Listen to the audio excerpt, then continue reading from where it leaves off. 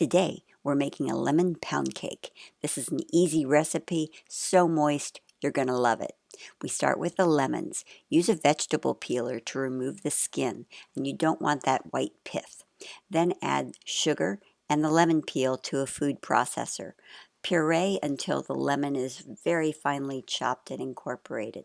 And then goes butter. It's 1.5 sticks, and you just blend it until it's really smooth and creamy, and then add the eggs, one at a time, blending after each addition. It's important to beat the mixture well because this incorporates air into it, and it's the only leavening agent in the cake.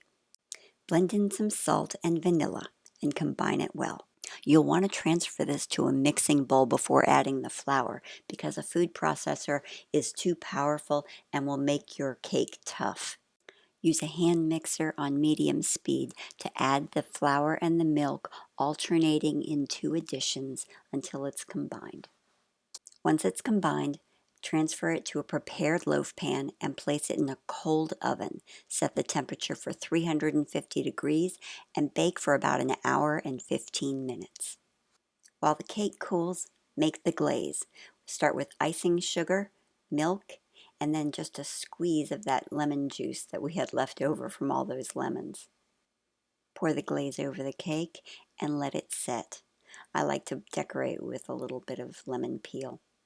This cake is so moist, tender, lightly sweet, and beautifully lemony. I hope you enjoy.